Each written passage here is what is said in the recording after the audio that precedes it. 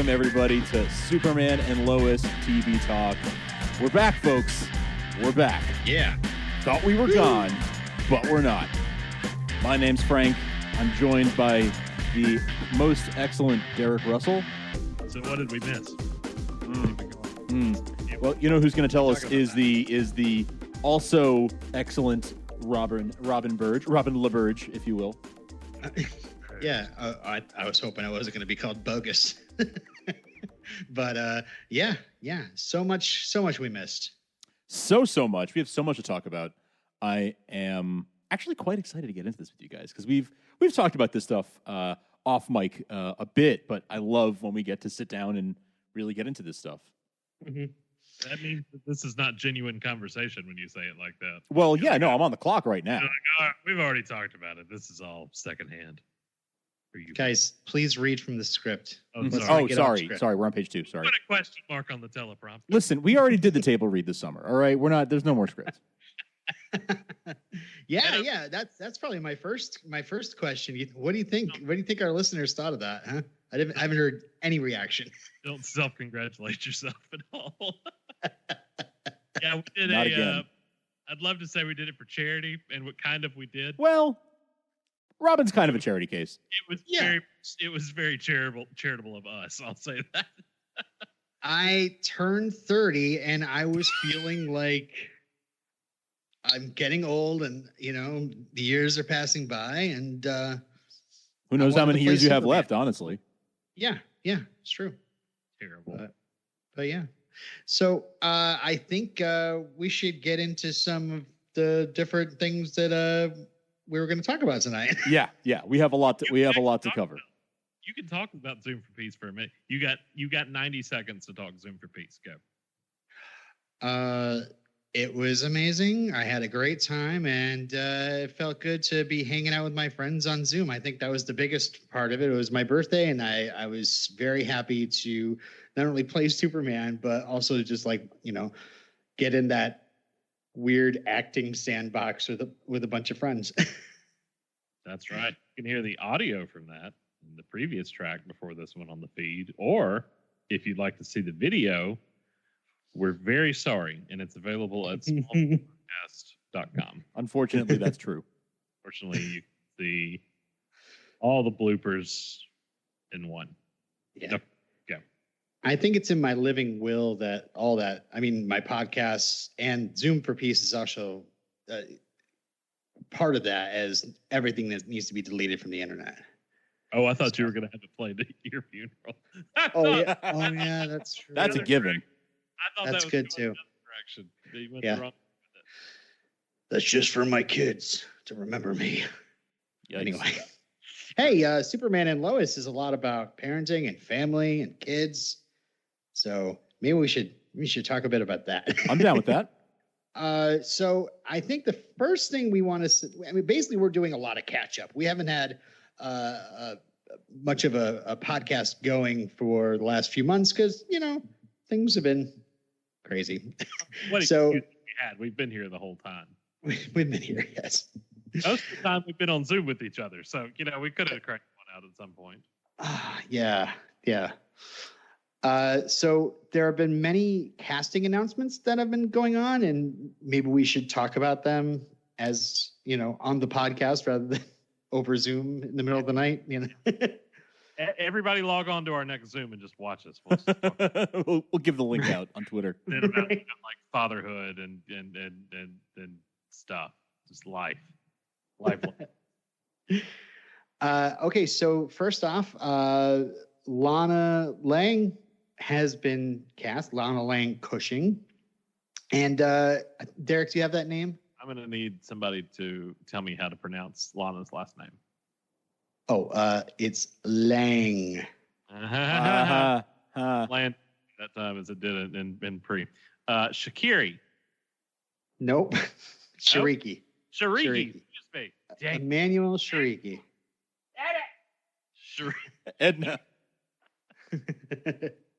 Sorry about that. With my apologies to Miss Lana Lang Cushing. Mm-hmm. I did in Super Troopers 2, though, so I've seen. Oh, really? Made happy.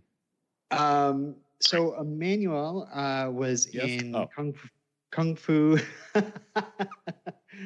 I just ended up saying Frank's last name. That's crazy. That's not how you say ramblings. I didn't say ramblings. You're right. She was in Kung Fu: The Legend Continues, Forever Night, Are You Afraid of the Dark, Entourage, Murder in the First, and The Passage. That was a. We also have other people cast for the Cushing family, including the husband, Kyle. He's being played by Erik Valdez. I hear he's an ass, not Valdez, Mr. Cushing. Mr. Cushing. I was like, whoa, that's coming in hot. Oh, yes, quickly. I got some beef with this guy. Yeah, wow. Aired out on the show. No. Wow, okay. I guess we never want an interview with him. Got it. Cool. At Starbucks. I've been following him on Twitter. He's really cool. But yeah, probably the character he's playing might not be the nicest guy from what we've heard. But we'll see how that goes. Yeah, but you can't believe everything that Derek tells you. That's true. Erik was in General Hospital and Graceland. And we have Sarah Cushing, who is played by Indy Neverett, who is the daughter, of course. She was last in 13 Reasons Why. And then we had the great announcement that, what do you guys think? Sam Lane now is recast from the actor that played him in Supergirl, which is Glenn Morshower, great character actor, older guy. But now he's being played by Dylan Walsh, who was in Nip Tuck most famously. Right. What did we figure out that age difference is? It's about like 10, 15 maybe. Between him and between him and Glenn? Bitsy. Yeah. I see. I think it's like he would be if the actor had the actress as a child, he probably would have been like 16, I'd say. Go Sam Lane. All right. Yeah. But as we've discussed before in the past, the ages and the math. There's just so much to talk about. We could probably. You want me to go into it right now? No. Told there would be no math. So yeah, he's a pretty great guy. He's been in like Congo and some other Law and Order SVU, Longmire, Blue Bloods. I love it. So many things. He's been in Congo. Yeah, Congo came to mind. And finally, we have a casting. The latest casting is for The Stranger. Ooh. Mysterious. And I'm great Billy Joel album, by the way, I have to say. Yeah. Also, they've cast Billy Joel as the Stranger. As himself. The Stranger is going to be played by Wolé Parks. It might be Wool or might be Wolé. I'm not sure. Mr. Parks was in All American and also in The Vampire Diaries. Mm-hmm. So, The Stranger.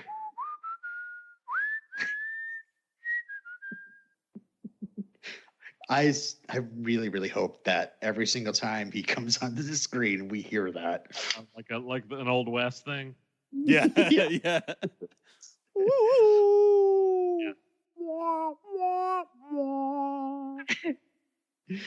So it's great. I'm looking forward to seeing all these actors on the show. I'm looking forward to seeing the show. We'll eventually see the show, right? Yes, please. Start filming the show soon, week after next, I believe. Like days from now. Yeah. So close. Well, I think they just arrived and now they're in quarantine for 2 weeks. They arrived maybe a few days ago. Seems like a safe bet. We'll start seeing some production photos. Who knows? Another thing that was released was these two awesome looking posters. They came out probably a few weeks before DC Fandome, which we'll get into. Hey, there were 3 posters, remember? Were there 3? Yeah. Oh, I only have 2 in front of me. So I have a Superman and a Lois poster. What was the other one? And the mask. The Mask. The mask poster. The Mask? Yeah, like the Jim Carrey movie. No, there's a sort of a joke one with of Tyler in the Superman suit wearing like a medical mask. Oh yes, of course. I was really confused right there. It's sort of a gag. Yeah, they did a bunch of them. They did one of Melissa. They had a bunch from all the various shows. One of Grant Gustin. Vivo even had one. Yeah, Vivo had one. I think the caption was "Real heroes wear masks." Yeah, but these are cool. I mean, I think it's got these great comic book backgrounds to each of them. I mean, I'm not as much into the comics as you guys, so I wasn't sure if there's any. I mean, the panels are very small on the sides that you can look at, but I wasn't sure if you recognized anything, or even just thinking about. I mean, it looks like on Tyler's, there's just a Superman landing, and his eyes are red, and it's looking very powerful, and there's big explosions happening behind Tyler. So I'm assuming that we're. It's communicating to us that Superman is still going to be, as much as we've heard of him being a family man, he's also going to be a man of action. And then Lois, from behind her, we have a couple of different frames of Lois in the comics. Again, I don't recognize. Sure. Yeah, the Lois ones I don't. I think these look like they're a bit older. Like maybe there's some this looks like it might be earlier in the 2000s style, whereas the Tyler stuff is definitely a bit more recent. I think I see John Romita Jr.'s work, and I think I see something from elsewhere in the New 52. I'm blanking on the actual storylines that they're from, but it looks like it's a bit more recent. That top right on Bitsy is it's recent, and I can't tell you what it's from, but I know that it is. Mm-hmm. All right, fair enough. I do love the style of it, but I don't know if there's any significance or they're trying to telegraph anything to us or anything like that per se. Yeah, I was just wondering. Yeah. So really, the next thing we wanted to kind of touch on, the CW put out a new trailer, and it did feature a little bit of our, the Big Blue Boy Scout in it. I would say. A bit.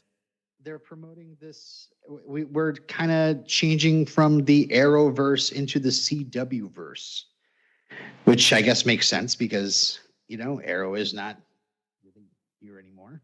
He's dead, Jim. I guess through Crisis. I mean, it might as well still be the Arrowverse because he's the one that constructed the entire universe in the end. The Spectreverse, then? The Spectreverse. Honestly, yeah. The Spectreverse. The CW-verse. CW-verse. Yeah. Somebody not say that sounded like a venereal disease or oh God. kind of side effect from a medication or something. Dare to defy, Derek. If you experience CW-verse, please contact a physician immediately. Oh God. You might say to somebody like, hey, there's a new Superman show that's coming on the CW. And they might say, I'm CW-verse. True. Oh, my God. What's the opposite of your bell, Frank? What happens when that happens? I don't know. How do you unring a bell? Yeah. How do you unring that bell? That was... Oh, man. Wow. Let's split this song up. I'm going to get the CW verse. I'm going back into quarantine after that joke. That was... Jackson Val gets the CW verse. Get the beat going. Wait for it. This verse was made for watching, and that's just what I'll do. One of these days, this verse is gonna watch all over you.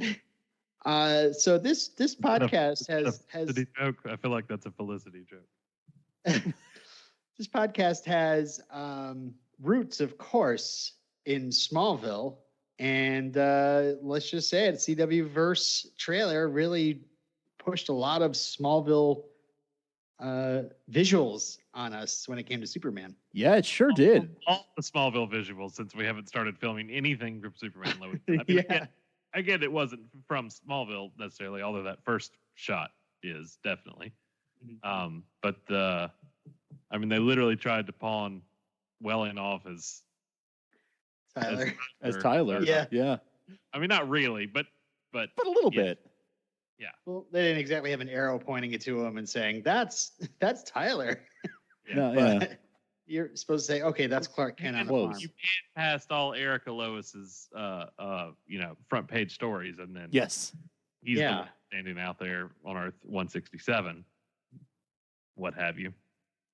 But yeah, the first shot is the skyline shot of Smallville from Smallville, and then there's the shot of the farm from Elseworlds crossover where they come up there's something else though that was the other thing, wasn't it? Just him outside chopping wood. Right. That was the things. Yeah. And I guess that's our Lana saying recording into her phone, probably the Clark Kent back in Smallville, because they're not filming yet. So right. But then they pulled a bunch of stuff from him previously on Supergirl and shots of him actually in action. I mean, it's what they've got, right? They've got some crossover stuff, and they've got some Supergirl stuff, and that's what they got to work with, and they threw it all at us. It was sort of the greatest hits of Tyler as Superman so far. I don't need footage. Do the zoomed in on the S thing where you see like parts of it and then it bans out. I'd be fine with that. I'd be okay with that. Just my opinion. Yeah, but it definitely struck chords because our history with Smallville, but they are taking so many notes from Smallville in this new show apparently, and now we find out this week another strong note. Not only will they be utilizing Kent Farm for exterior shots of Kent Farm. Sorry, what is that farm called, Robin? The actual Anderlini? Yeah, I'm not sure. Anyway, who owns it right now? But yeah, the Yellow House. The Yellow House. Barn, the one. one. 10 years on that other. I've been there. Yeah, me too. So anyway, we were all supposed to be there in a few weeks. It's not happening. COVID. And that is why I drink. So not only will that be used for Kent Farm, but the downtown presence of the city of Smallville has been revealed as well. Yeah. So it was broke that I really, it was just it's a request on the Surrey.ca site. Surrey is a town, one of parts of Vancouver. It's the one fringe on top. Yeah. Thank you. Thank you for that. Was just listening to Oklahoma yesterday. That's perfect. Thank you. I was thinking of you. I was overwatching you while you were listening to Overwatch. Nice. Oklahoma. Yeah. Nice. I'll be in the Watchtower. Yeah. So Smallville, of course, the main street filmed in Cloverdale, that did the main street of Cloverdale. And so instead of literally doing that all over again, it appears that they're just going to rebuild the entire main street on a nearby fairground. 7.6 acres of Cloverdale Fairgrounds are going to be turned into a film set. And they're just going to build Smallville. That's so wild. That is so wild. The craziness. The proposal says that they want to do it. They want it built for 3 years, with a potential of 3 years more.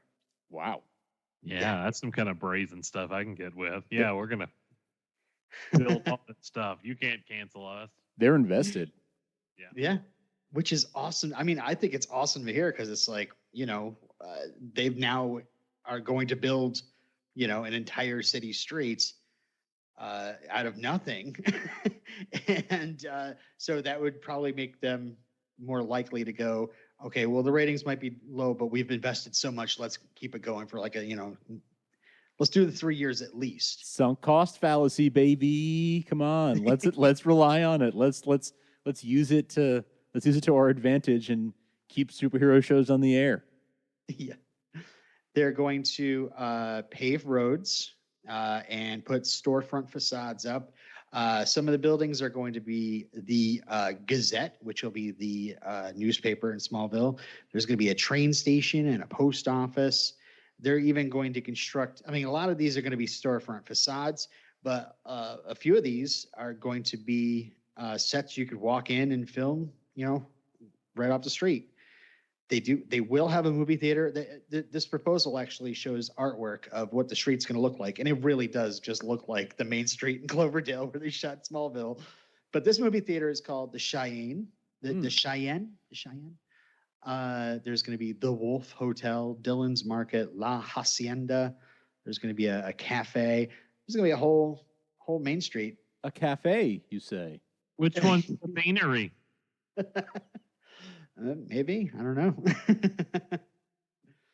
What excites me, though, is that they're building sets. So they might, obviously they're not going to want to have a big superhero battle in the middle of Cloverdale's main street, but they might be willing to have some explosions and, crazy stuff happen in the middle of this Smallville main street. I mean, if you got a hardware store that's just a plywood facade, it doesn't hurt anything to blow it up, right? Yeah. Insurance. Throw a monster at it or something. You're going to have people from Smallville going, yeah, I never go to the main street anymore. It's like every week there's a huge fight. Much. Ever since the Kent family moved back, I've been seeing a lot of issues going on. So, that was a very exciting thing. I mean, it's weird because, we've done this. We've been in Smallville before, but I also feel like it's almost like they respect that the show we love, broke the mold. And now why would you do something different? We want to suck people in, want it to be familiar. But I mean, I'm kind of excited. I'm very excited, and this shows that like Smallville is going to be a major location on this show. Like as much as it's a Lois and Clark or Superman and Lois show, I would take that to mean they're going to be in Metropolis, right? Or like mostly in Metropolis. Just on face value, you'd think, oh, Superman and Lois, okay, it's probably in Metropolis. But clearly, Smallville is going to be, if not the sole major home base for this show, it's at least a big one, a big, sort of base of operations for the Kents, but for the series. So I'm super stoked for that. The pilot kind of read like a Smallville season 20. Kind of feel to it. So the pilot, you say? What? Also, what's interesting, makes you kind of go, at the bottom of these proposals, as well as on the screen cap that Elizabeth Tillich shared of her script that got sent to her, there seems to be a new logo that they made up, at least for these. Felt it was a little cartoony-ish, the S at least. Yeah. But it looks different than what's been on Tyler's suits before. A lot of times on these shows, the in-house marketing stuff that they brand for like window decals for employees and wardrobe design logos and stuff like that will be different than what we actually get in person. So okay, that may all be internal. I don't know. May not be. I felt like they found a pretty good niche with the logo they were going with on those posters and all that first rolled out, the key art of them in front of the Metropolis skyline and all that. So I don't know if that's a new way they're going or not. Robin, you witnessed the Fandome panel last week. Oh, yeah. Where new suit was discussed. So new suit. And, and I mean, they said that they're going to, take this fresh slate that Crisis gave them and just go ahead and make a new suit. So maybe there's a new S on there, or could be, maybe not this one, but maybe let's hope those belt buckles are gone. Maybe. I mean, the on the shoulders, the fruit roll up things. It's funny because I think Todd Helbing, the showrunner, he is talking about. I mean, when he was asked about that in the panel, we can kind of get into the stuff that was announced there. Todd said, like, the first thing he says is like, "I'll take the heat." When we came for the crossovers, we felt like that suit was not built to sustain a series. Like, so they built it just for a crossover or, you know, a couple of guest appearances of Like, you finally have to get Superman into the mix finally, I mean, you know, so the they kind of put a suit. Black Elseworlds costume looked better than. Oh, yeah. Actually, was pretty awesome. That was a pretty good costume. Yeah, that's true. Look, I'm not a huge fan of New 52 suit armor, but I liked that high collar he had going. I love that collar. Really? That's right. Important on that black. I've never cared for the high collar. I didn't mind. I guess I didn't mind it so much when Tyler wore it, but I never cared for it in the New 52. No, I didn't care for it either. But he was kind of rocking it. Yeah, for, it's true. It's true. Fake Tyler, but Tyler. Real Tyler. But of course, but Todd says, quote, "There's going to be a really badass Superman suit in the show that I'm pretty excited about." Yes. It's been too long since we've had a good suit. Let's do it. I want it. I'm ready for it. Good live action suit. I want it now. You film it in 2 weeks. Let's see it. Put it out here. Yes, sir. Roll it out here. I want to see it. Right? I want to see it. Yeah. I was never completely content with, of course, we talked suits on was it the last one or the one before last? When we talked to Steve back in springtime. No, that was February. Nothing happened since then. But it's been a while since we've had a good. It's been a minute of actions because I'm not the biggest fan of the Snyder suit. I mean, I feel like I can ask you guys this because you're such aficionados of the suits, but like, what to you would make you go, now that's a badass suit? Like, what in your mind do you see? Yeah. Beat me to it. Man, if Todd came out and said, what we got here is a bad outfit. Bad outfit. I'm so excited. Well, you know, I know it was simplistic and it was meant to be because it's what the source material was. And I think we said this the last show. It was sad seeing him stand next to Ralph in that Kingdom Come suit because that was such an improvement over his suit. And it was used, you know, for 2 episodes and that was it. Now, there's no detail to it really whatsoever. I mean, you've got the really high red boots, you've got the trunks back, a really simple belt, and the S and the cape, and that's it. There's no of the little things that make up Tyler's current suit. I feel like that suit is a good crossover suit. You know, yeah. That's not a serious suit. True. I would like to see something that's sort of a hybrid cross between the Snyder suit and the suit that Tyler was wearing. Like maybe the color scheme and the shape of the logo that Tyler had been wearing, but with the texture of the Snyder suit. Yeah, I don't know. I wonder if because they'll have learned some things with redoing Kara's suit. Right. In season 5 of Supergirl, because that was obviously a lot of the same between seasons 1 and 5, the one she had, or at least same design. I'm sure they, right. I'm sure they had to make alterations over the years. Obviously, there were hundreds for stunts and stuff like that. That's not what I'm talking about. Just improving the mobility of the suit, things you learn. So Superman's going to have pants, right? Yes, I'm thinking so. I still don't think he'll have trunks until season 5, and then he. And then he gets a kilt. But I'm here for it. So yeah, I don't know if I wonder if from that they'll learn that they like the darker colors better that they went with on hers this time around. And will he have the yellow? Will it be hollow like Kara's emblem is, or will it have the yellow in the shield? I feel like he should have the yellow. I feel like they've sort of. You don't like the yellow? No, he's got to have. Oh, yeah, okay, yeah. He's got to have the yellow. Kara, but hollow is hers and yellow is his. I need that splash of yellow. Yeah. Well, there's yellow in the promo poster. Yes. Yeah. That's the suit he's had this whole time. I'm just saying, whatever the update is, if they were to lose that, because I feel like that's kind of their design language. For differentiating Superman versus Supergirl, and I feel like, or at least it has been so far, and I hope they maintain it. Yeah.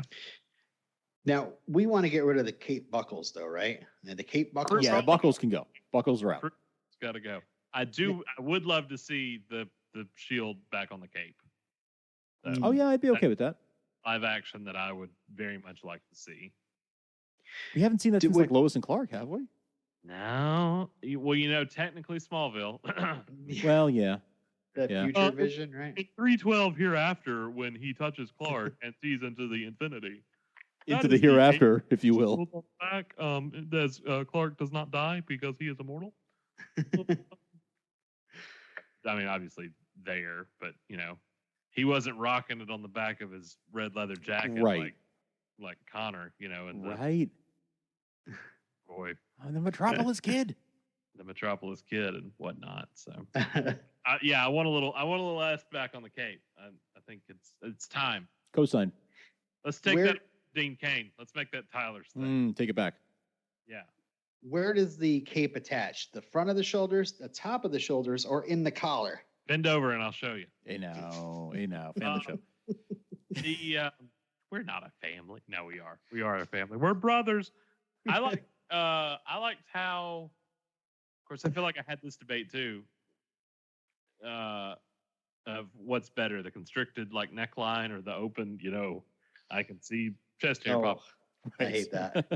I do. I did like on Ralph's Kingdom Come outfit where it came in right at the top.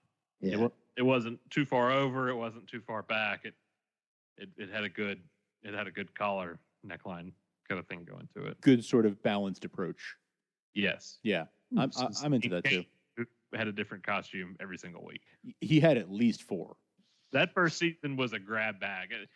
Dean, you're late to the set. Here, I don't even know if this is the right one. Just take it. It's like they gave him a different S shield to like Velcro onto his chest every week, and he just sort of grabbed a different one in different places, different heights, different sizes.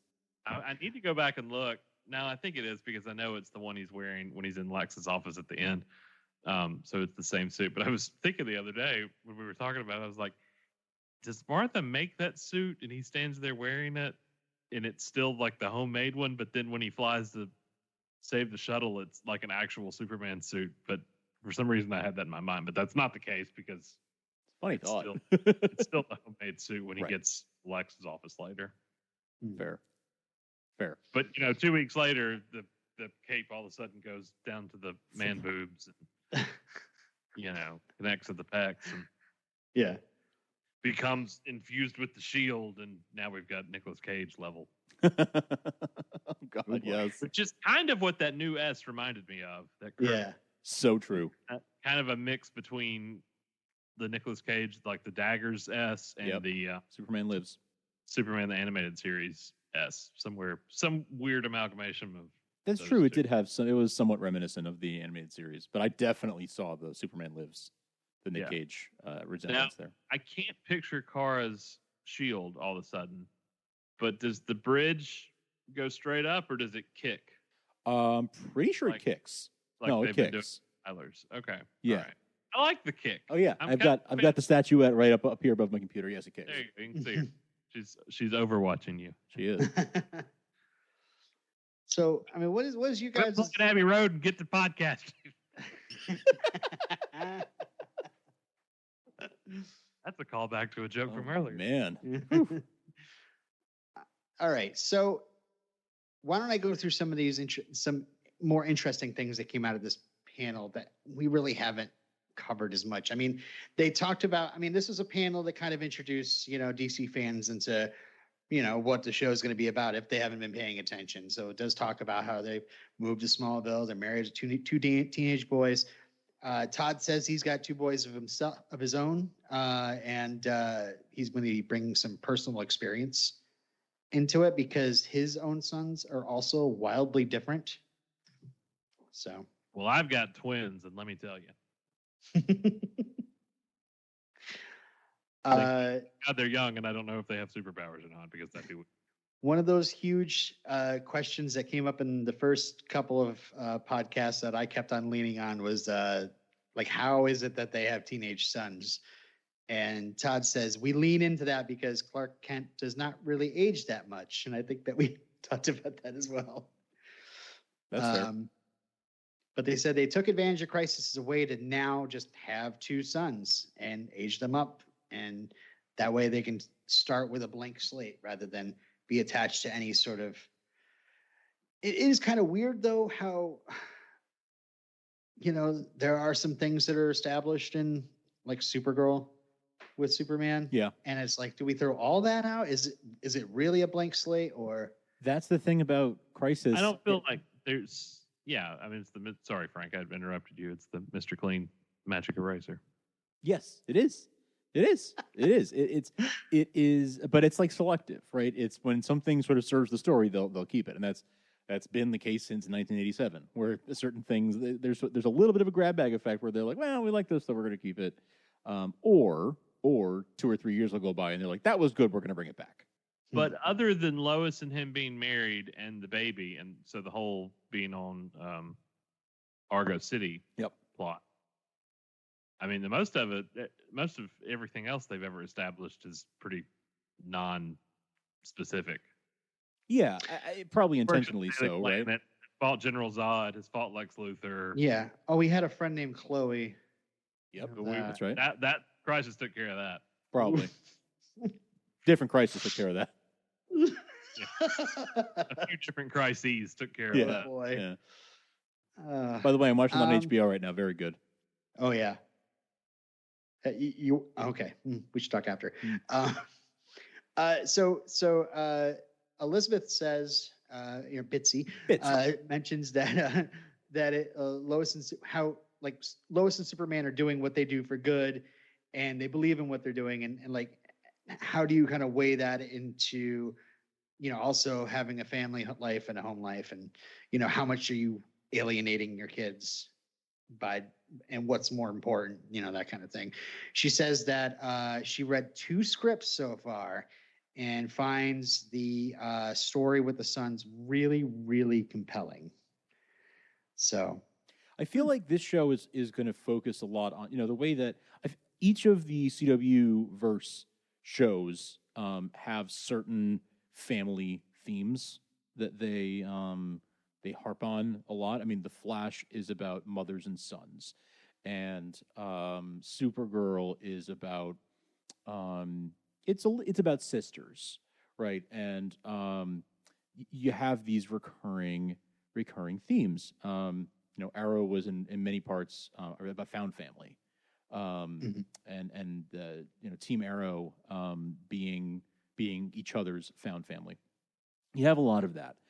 So it'll be really interesting to see this one done through the lens of parent and child, and maybe more from most of these shows are often done from the child's perspective, the adult child's perspective.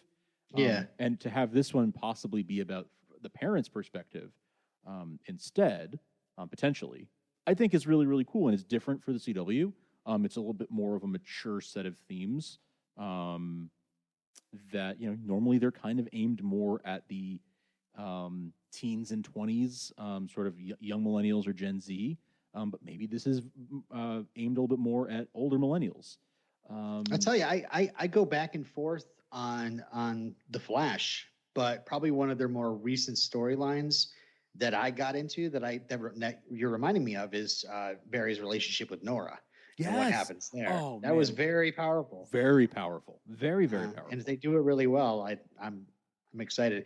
I am scared that it's going to be, there's many of these CW verse shows that, they spend so much time away from the superhero or the superheroes that you kind of go, come on, get back over. I don't care about this C plot or B plot. Right. So when Bitsy says it's compelling, I'm really hoping it is compelling. Me too. Me too. Yeah. Yeah.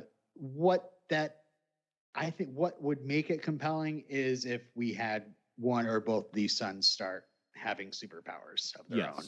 Yes. Because what are we here for, really?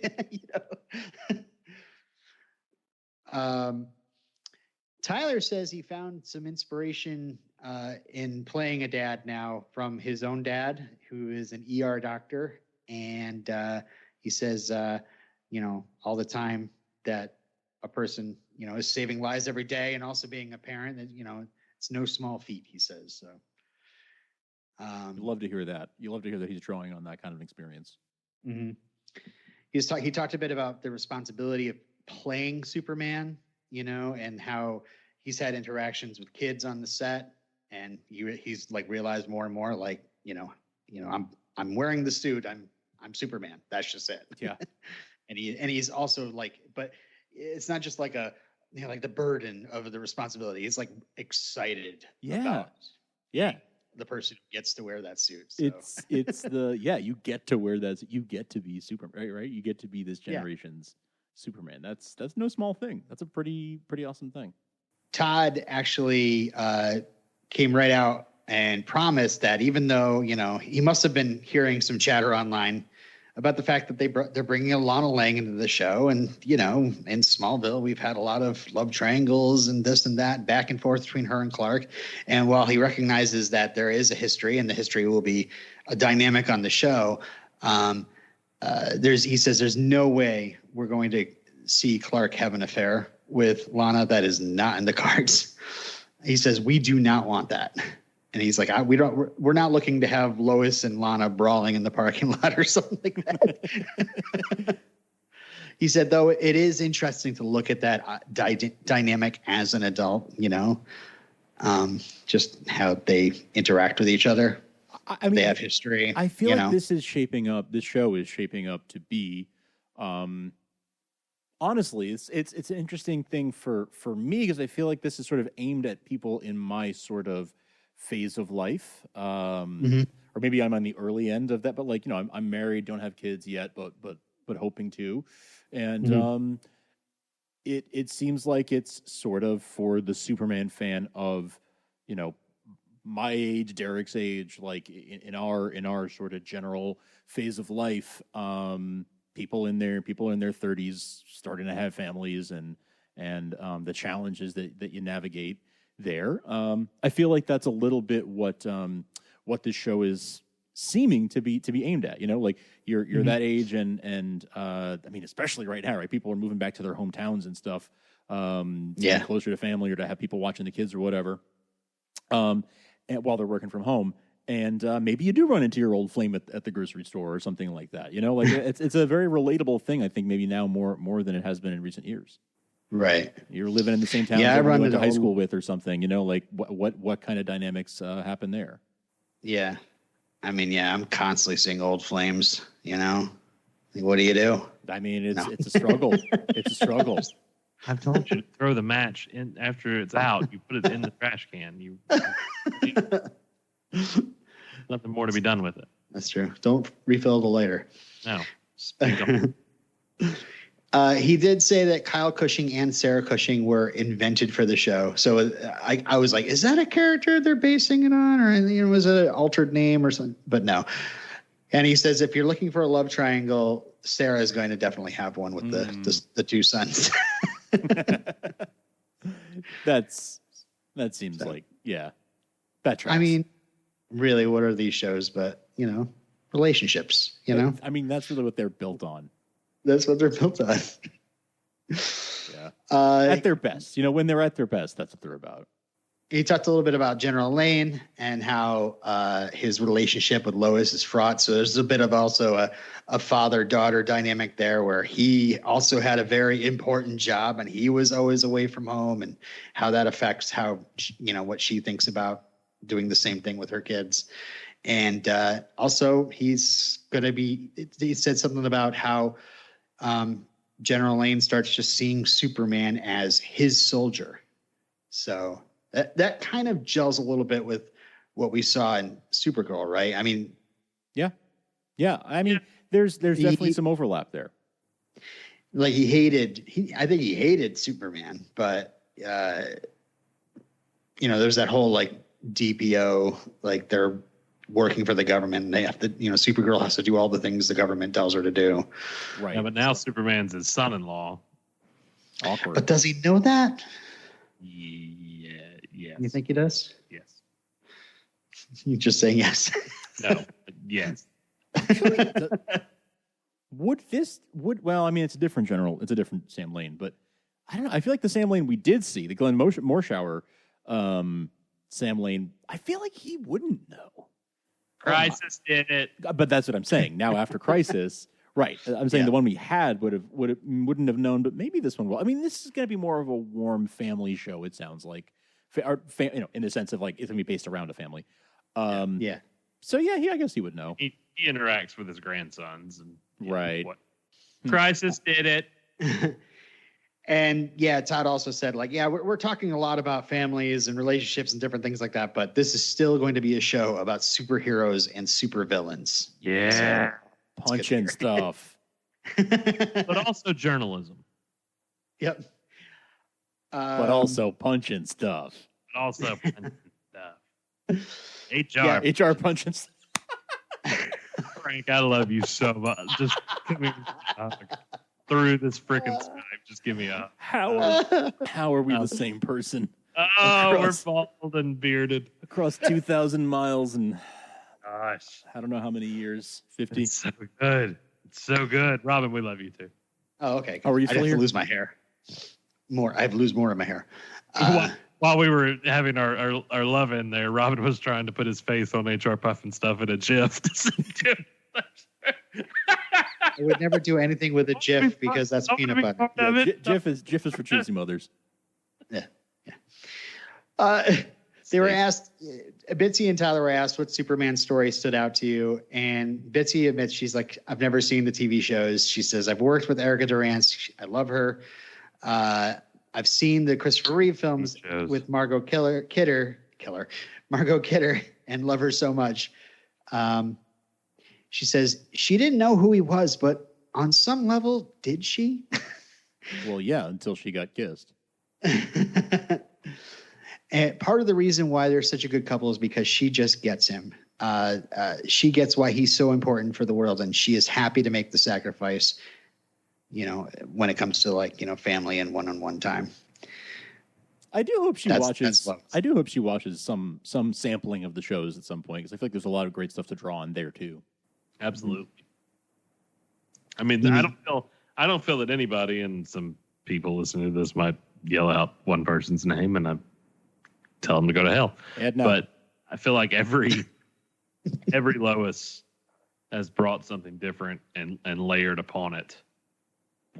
Just about every time. A little something that I agree. Added something to the pot. And the same goes for every Clark, right? Like there's something to be said for bringing new dynamics to them as a marriage or them as a relationship, or even just them as coworkers, building generation on generation, them as individuals as well as like as a power couple. Mm-hmm. The original power couple. Mm-hmm.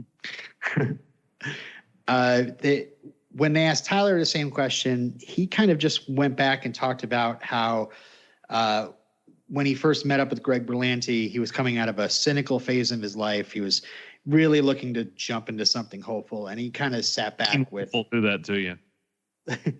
He sat back with the first season of Supergirl, and he says the reality of where we are today is that you need hope to get to the other side, and I'd like to credit that first season and watching those guys work. So he didn't really talk about his favorite Superman or anything like that. Deflection. Never seen it. It's a trap. Mm-hmm. So right now, the only one I can trust is the kid who loves Smallville. That's the one that's the driving force. They asked who the Superman and Lois in your lives. Bitsy said just journalists. She says playing Lois at a moment in history where the profession of journalism is under siege that's coming under fire, and people are still showing up and doing their jobs.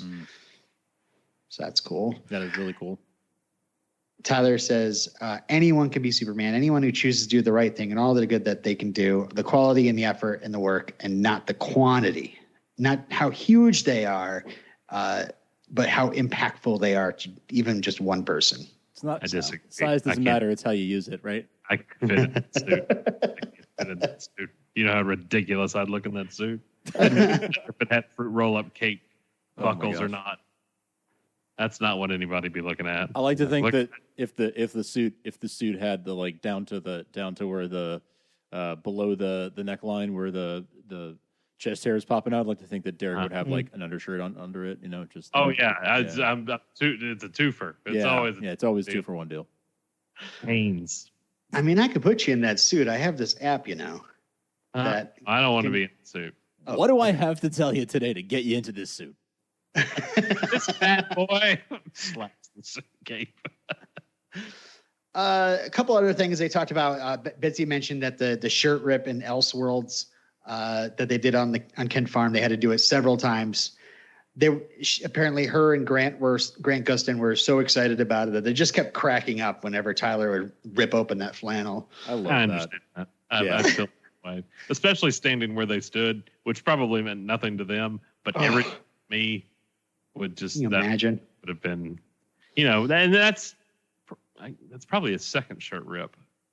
Yeah, he did that one. I know he did the one. I can't remember if he's in the streets. Another one in the second episode of Super that he was in. Yeah, 202. But, yeah, obviously the tie and the back alley and the fog and all that. Yeah, they were talking about Grant, like he would make a joke where like they would do that shirt rip and then you'd hear him in the background of the take going, oh! I think maybe Grant and Tyler were doing press for Elseworlds and they talked about that. And I love hearing Bitsy's side of it and that she was in on it too. I would stand there and go, "Say, Jim!" Like I know it's a bad outfit. Yeah, and Tyler says that he's a little self-conscious that day. Like, am I doing it weird? Does this look right? I understand that completely. If you told me I had to do it, I'd be like, I don't know how to do this. Why are you wearing it on the farm anyway? Why are you wearing your glasses and your suit on the farm? He just made the 3-hour drive from Metropolis and boy, is he's his tired. He's a never nude. Superman is a never nude. Cannon. He blew himself. Crisis did it. Crisis did it. There you go. But Buffy did it first.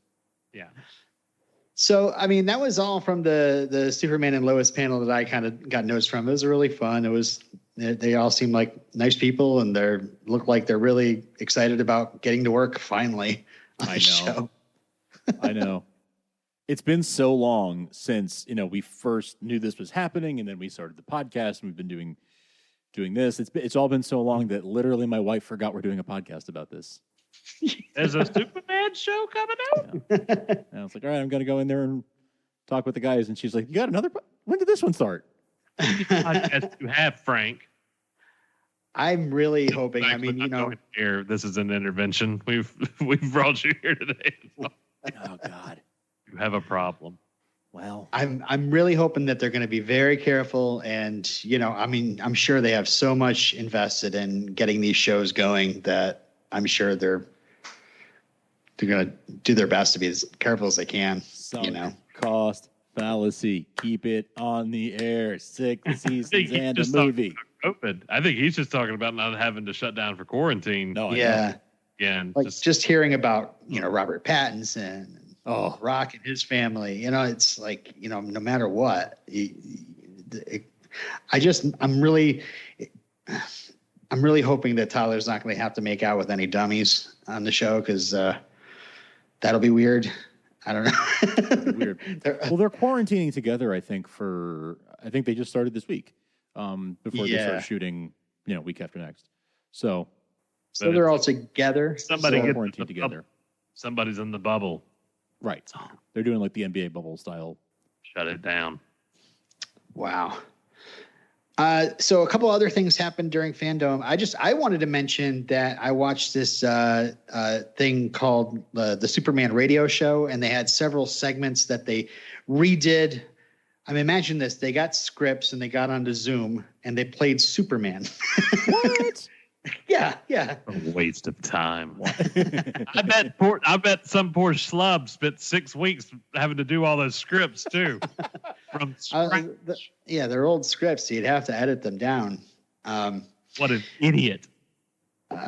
But I mean, I have to just say there were several. They switched up the cast I think one of the ones that stood out for me. I mean, they had Tim Daly in there playing Superman for a couple of them, but they had other people. I think Wilson Cruz played one where he was mostly Clark Kent.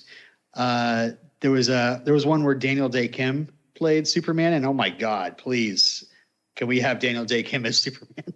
Sign me up for something. I don't know. He was really good. I tell you what I loved in that short clip you sent me was what's his name from Breaking Bad and The Mandalorian.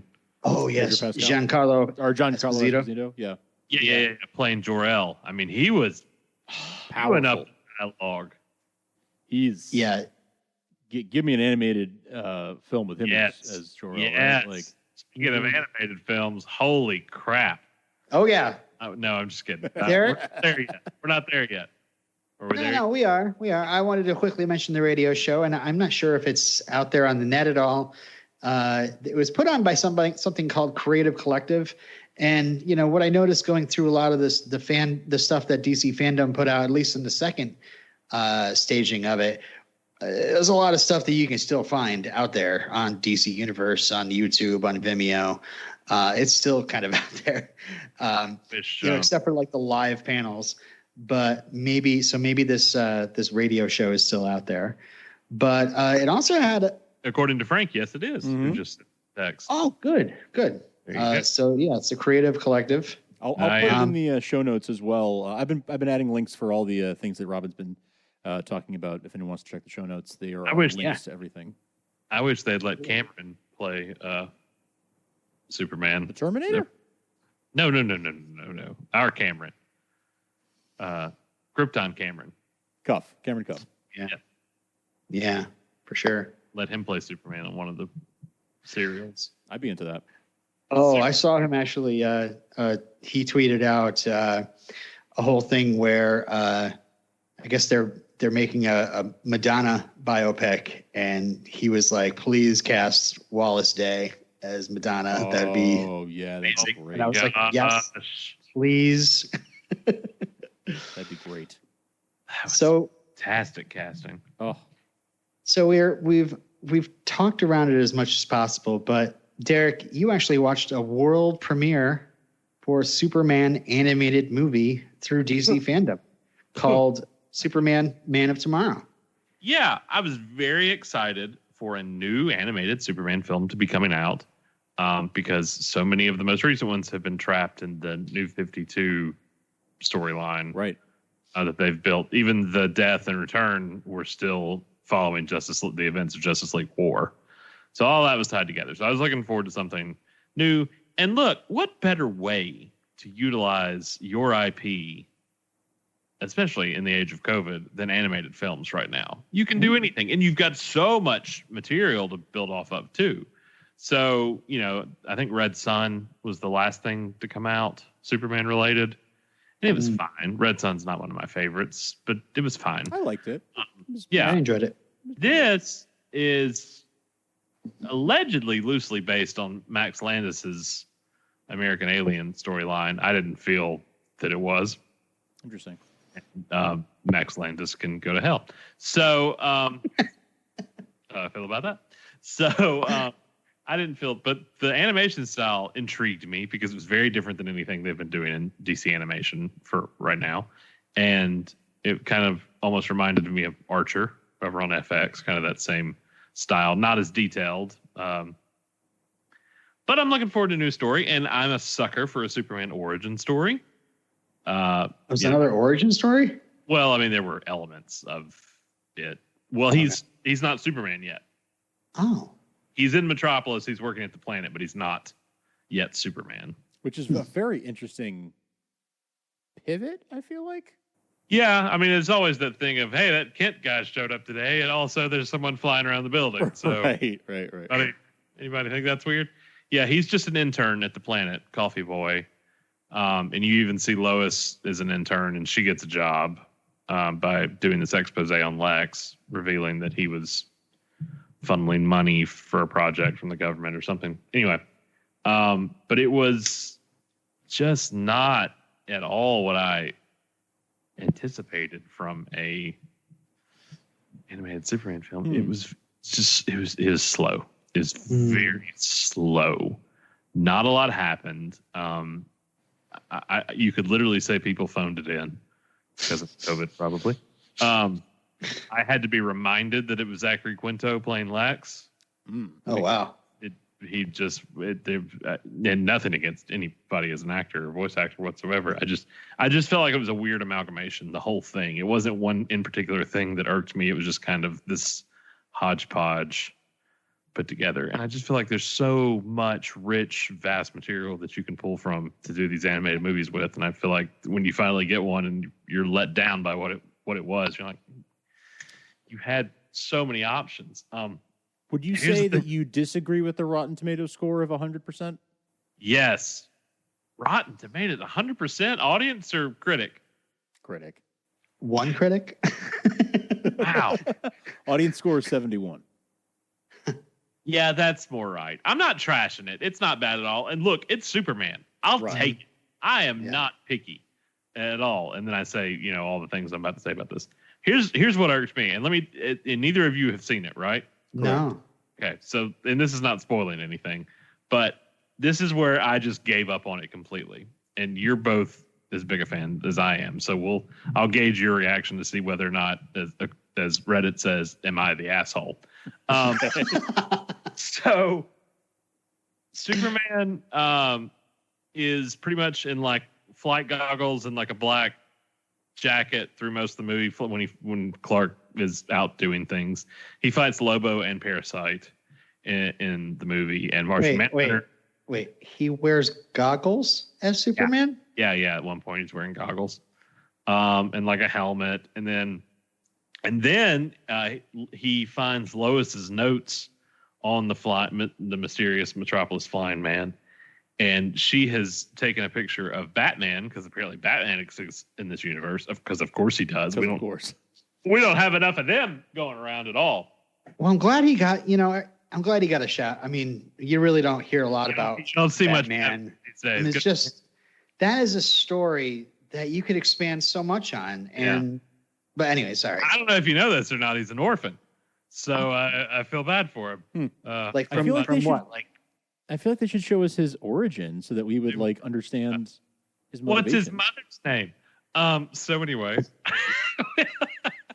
so finally, he's been toying with this alien relic the whole movie, and finally he finds out he's from Krypton, and the whole thing that you would think there's no Fortress of Solitude or anything. It's this literally like Jedi crystal holocron that activates a hologram of Jor-El in the middle of Kent Farm, and sees the S shield for the first time, which took forever to get to. And so Martha makes him a suit because he keeps going around in ridiculous, kind of looks like the Rocketeer or something in most cases, or like a really cheap version of the Rocketeer. So something's about to fall on Lois at one point, and it stops right above her and holds for a second and then throws it away. And there's Superman in his suit for the first time. There's no music. There's no beat. There's no nothing. Like nothing happens. He just catches the thing, flings it off over. First reveal wearing the suit, wearing the S shield, and he's like, "Hey, you okay, Lois?" And I was like, what? I feel like I got cheated completely out of. You just expect that, right? Yeah. Like the asshole just kind of expect. Yeah, something. You absolutely expect some kind of it should be a moment. Yeah, there was just nothing. Was there a laugh track? No, there wasn't a laugh track. Well, there was from me, but there wasn't. There it is. I felt so cheated out of it by that point that the rest of it just kind of fell apart for me. And I hate to say really that because too bad. and love it. Give me anything Superman, I will devour it. And I was excited to watch this, as I said, just to get out of that New 52 continuity of films. Maybe if you checked it out the next day. Just watch it again. Yeah, tomorrow. Like that was Man of Tomorrow. maybe it was made to watch. Shut up, Robin. Unring that bell. Okay. Yeah, I know, right? We need a few sound effects. It sounds like. Yeah, we do. We need the stranger. We need the bell backwards. I need to get a soundboard app over here so I can just do those live as we talk. That being said, I'm so much more now, even more looking forward to Superman and Lois premiering because I don't need new Superman content.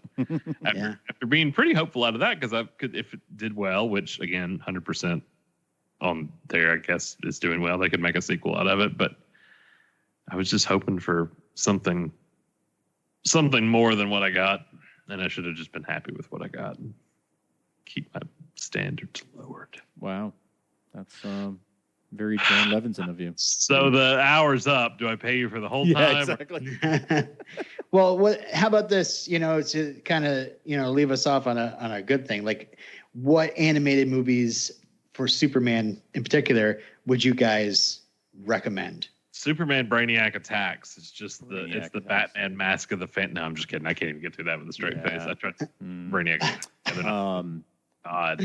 I would just watch the 3-part pilot of Superman the Animated Series. Yes. That is, which was released on VHS as a movie. So there you go. You go. Count. That's all coming on Blu-ray, I hear, soon. So it is. And they were. Did we find reliable sources for that? Yes. Okay. Actually. I was just watching the show on DC Universe, and I was surprised how terrible the quality was. I was like, oh, this is like they just recorded it off of Fox and put it up here. I was expecting it to be a little better. I like that Batman Superman movie too. That was. Oh yeah, the Public Enemies or the no. That was born out of the animated series. Yeah.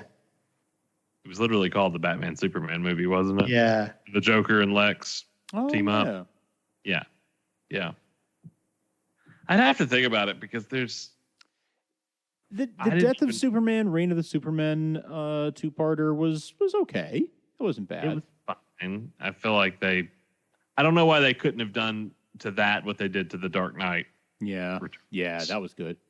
They didn't make that in the same 52 continuity, so why not do the same? Why not give us a true? And I know there's so much just minutia of the Death of Superman from all the other tie-ins in the Justice League and all that stuff, but if you could have just given us the straightforward funeral for a friend and into the end on that and then come back with Reign of the Superman, I feel like that would have been a lot better than trying to shoehorn it into the pre-existing continuity of the 52. Yeah, I'm with you on that. Yeah, I mean, I just watched that Red Sun. I enjoyed it. I enjoyed Red Sun. All-Star Superman was okay, as I recall. Hey, now it was good. I what? Hey, oh, sorry. Oh God, no. We're way too quick with it. Dude, that's worse. No. I liked All-Star Superman. I did. Yeah. I feel like a lot of untapped material. I would love to even see them turn the Jeff Johns Richard Donner run into an animated movie. Definitely. That whole would love that. With Chris Kent and with Zod, and that was one of my favorite favorite runs. Really good run. Yeah. I'd even take a straight up, adaptation of Secret Origins. That would have been better. Yeah. Than, I would if somebody gave me the chance to write one today, if they said, "Hey, you get to make a Superman animated movie," but it has to be for pre-establishing source material, not something of your own. I would do Secret Identity. Yeah. I don't know if anybody out there has ever read Secret Identity. I love Secret Identity. One of the best Superman / non-Superman stories ever. It is, and if anybody ever asks me, I feel bad when somebody asks me recommend a Superman comic to me, and I'm like, read Secret Origins. It has nothing to do with actual Superman, but it's fantastic. Have you ever read it, Robin? The Secret Identity, is that? Yeah, I think I have. It's like a kid that has Superman. It's a guy named Clark Kent. Yeah. He finds out he has Superman's powers, and he meets a girl named Lois Lane. It's really, there's just like some literature to it almost that makes it way better than it should be on paper. Because if you hear that, you're like, that sounds stupid. It's beautiful. It's moving. And the artwork is so good. It's a good story. Yes, Kurt Busiek, I think, did the art for that, and covers by Kurt Busiek wrote it rather, and Stuart Immonen did the art, and yeah. If you ever get a chance, pick it up in trade. It's only 4 issues. It's pretty short. It's a quick read. Yeah, it is, and it time jumps between each issue. But it's so good. It would make such a good animated series too, because you don't have to play in a sandbox. Yeah, the only sandbox you have to play in is there's a pre-established DC Comics universe where Superman is a comic book character. So everybody makes fun of him for being Clark Kent. In fact, the guy that introduces him to Lois Lane does it just to be a jerk.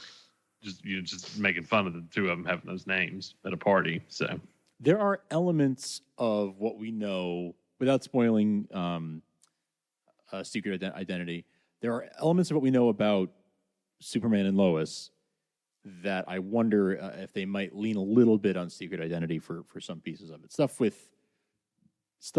with our speculation around the boys. I wonder if some of those boys. Yeah, exactly. If they'll draw from Secret Identity in any way. Is that all? I think that's it. I mean, I give it a C. You give it a C. So 71 is. I give it 3 Daily Planet Globes out of 5. So you're actually being more generous than the Rotten Tomatoes audience score. It's still Superman. I'm not gonna hate it. Right. It's just man, show up, throw a little music on him. I mean, you're right there. It just needs a little theme music when you. I'm with you. That's surprising to me. And I was bored and disappointed. Oh, title of Robbins. Anyway, so is that it? That's your review of Robbins. Yee. Is that it? The rundown. Don't hurt each other. Jeez, I'm Frank. Frank's like, I am the one that had to watch it, so those are my reviews. You apologize to me. Yes. You presented it as a family vacation slide that we were all coming over to watch, and you know what happened. All right. Yeah. Off. Are we out of bullets? We're out of snippets. Snippet. No. Right, that's another sound effect to add to my soundboard. I got an email. Wow! Don't be so excited about it. Who's emailing us? Where do people email us? By the way, hi Tim. And threatened with my life if I don't read this. Isn't that how manifestos get started? I've been told to read this in its entirety. Thank God, it's like Waco. Well, let's give out the email address first. Is it Superman TV Talk, Superman Lois TV Talk? Superman TV Talk at gmail.com. Okay. Yeah. So, all right, gentlemen. Shoot, I'm getting tangled up in my cord here. Shut up, Robin. I'm not going to bury the lead here. I request that Derek read this email because I know Robin will make fun of me, albeit good-natured, for how long and understandably condense it down. Wow. Can't believe how long this intro is. Yeah, even the intros. Jesus, I'm already asleep. Cliff Notes. Man of Tomorrow didn't have music, and I was more awake. Okay, well, while you do this email, I will start humming Superman themes. No, he doesn't deserve that for this email. Snippet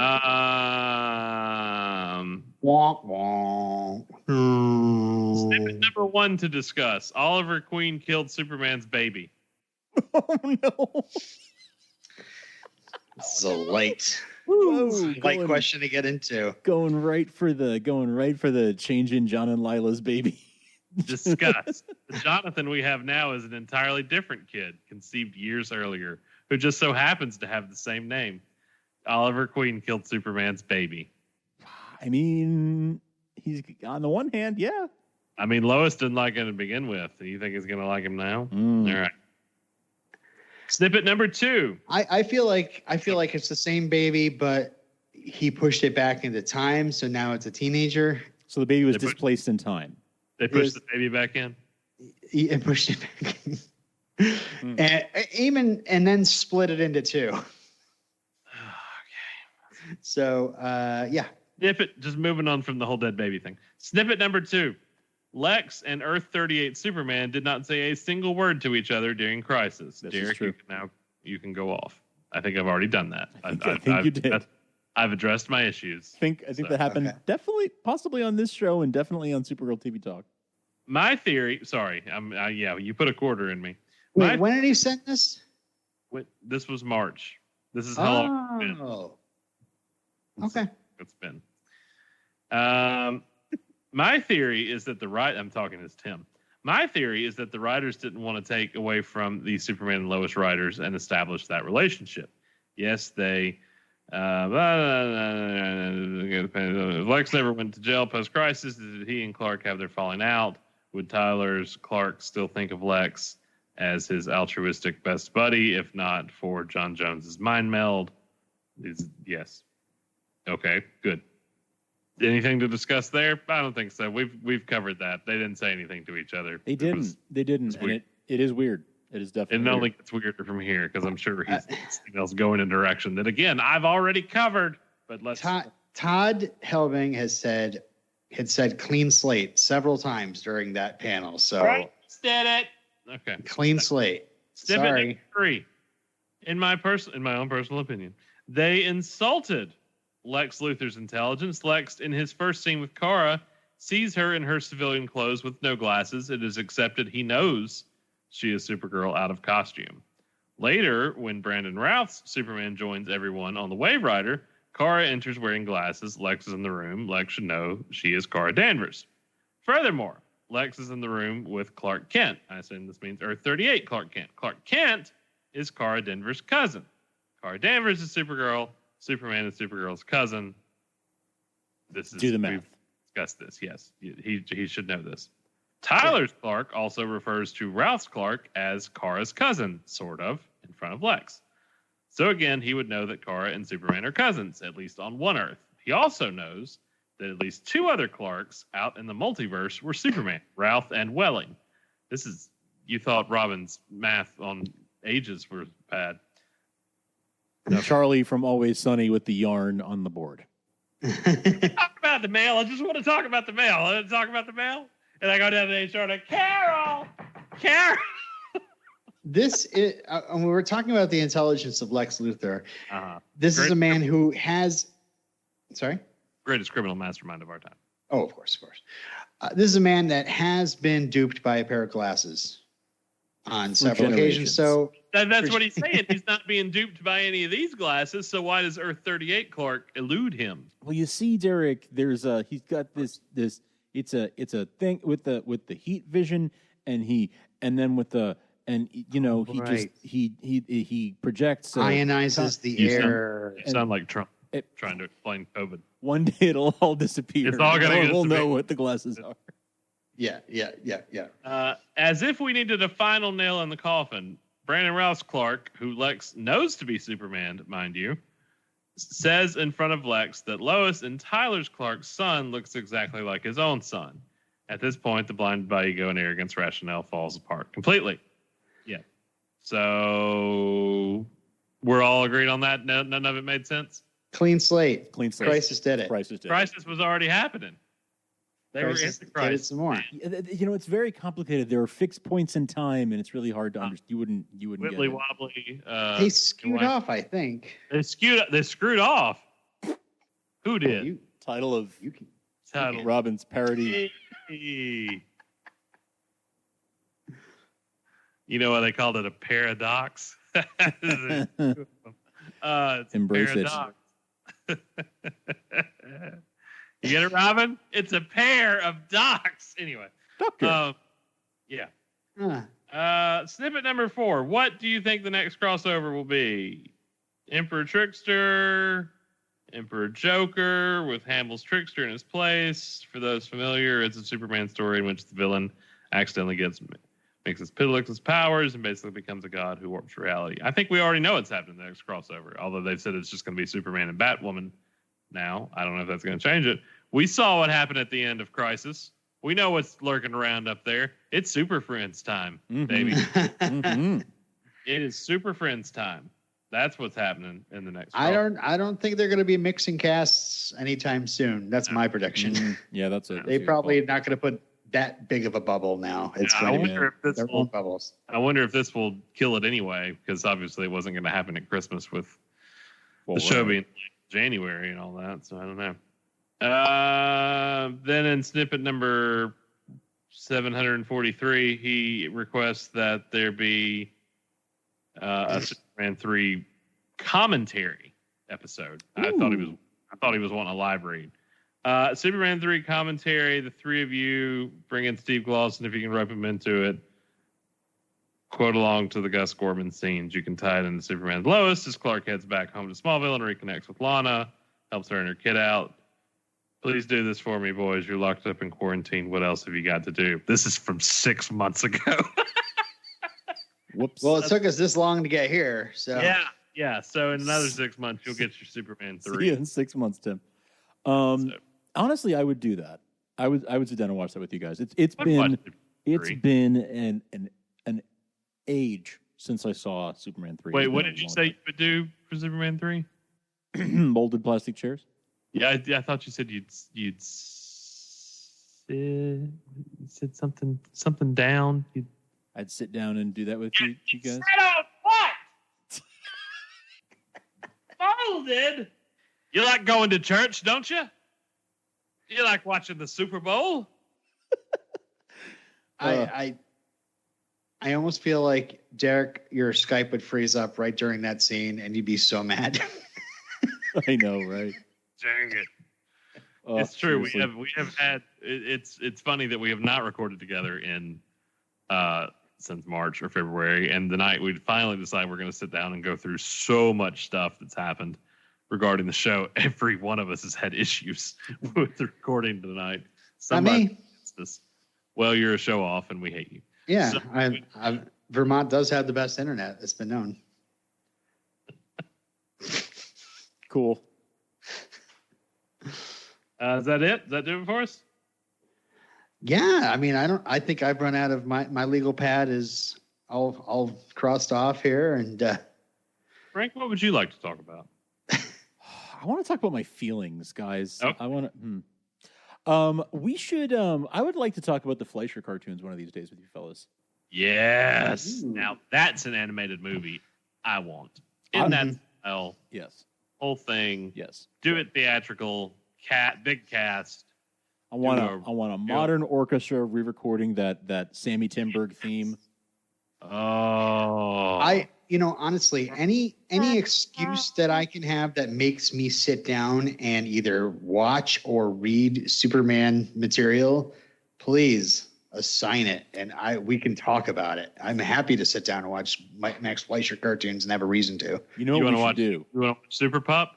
You want to do it? You want to watch Super Pup? Let's do it. Sure. What we should do is we should get on like Twitch or something and like live stream, like watch the entire Fleischer, all 17 or 18 Fleischer cartoons in like a day, with an MDA telethon tote board that like goes up as we go along and people donate money while we you get a tote bag if you get to a certain level. Well, yeah, because Jerry's kids, you know.